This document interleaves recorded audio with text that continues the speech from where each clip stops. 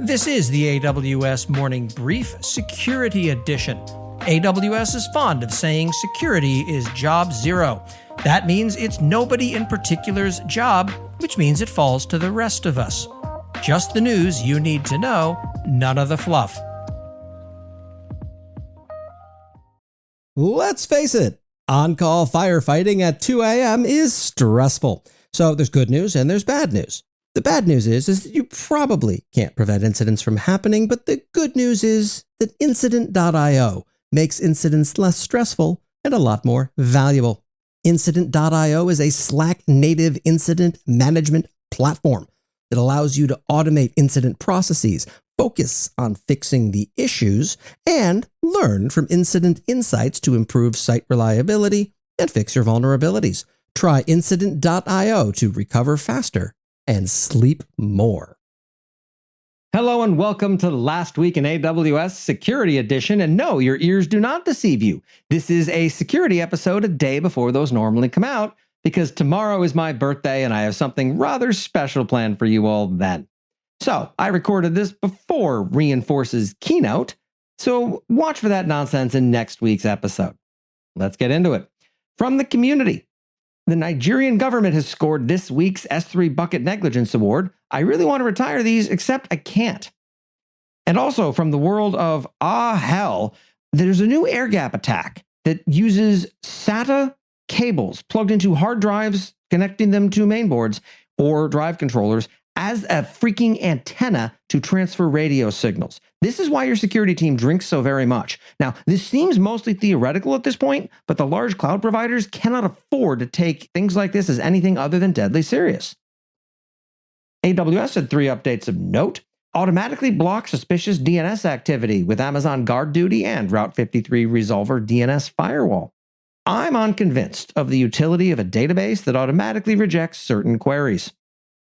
Use Security Hub custom actions to remediate S3 resources based on Macy discovery results. Yeah, no. See, I'm not a fan of automated remediation just because it is so undiscoverable to the user or engineer who is mystified that something either isn't working like it should be or wondering why every time they make a change, it is mysteriously getting reverted as if by magic and they question their own sanity. Developers want to code fast, security wants to ship securely. And it all, of course, needs to be at scale and in the cloud. Well, that's where Snyk comes in. Backed by industry-leading intelligence, Snyk is a security platform that meets engineers where they are, finding and automatically fixing vulnerabilities in code, open source dependencies, containers, and cloud infrastructure.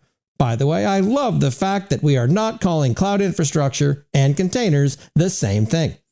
Snyk also integrates seamlessly into all the tools and workflows that teams already use, so they never have to slow down, including AWS offerings like Code Pipeline, EKS, ECR, and many more that people actually use intelligently. Start your free account at snyk.co/morningbrief. That's SNYK.co/morningbrief. Develop fast. Stay secure. Snyk. And there have been significant updates and improvements to the AWS IAM documentation, specifically around IAM best practices. Go check it out. And as far as a tool of the week, Artillery now lets you use Lambdas for open source load testing. In other words, you can throw millions upon millions of requests at a web server super quickly for basically no money.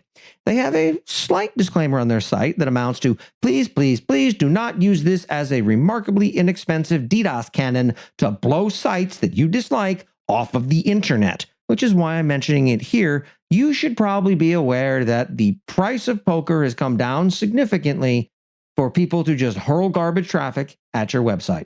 And that's what happened last week in AWS. I'm cloud economist Corey Quinn. More to come tomorrow. Thank you for listening to the AWS Morning Brief Security Edition. For the latest in AWS security that actually matters, please follow AWS Morning Brief on Apple Podcasts, Spotify, Overcast, or wherever the hell it is you find the dulcet tones of my voice.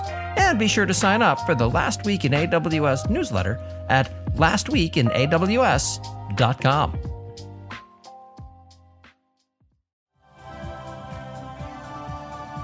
This has been a Humble Pod production. Stay humble.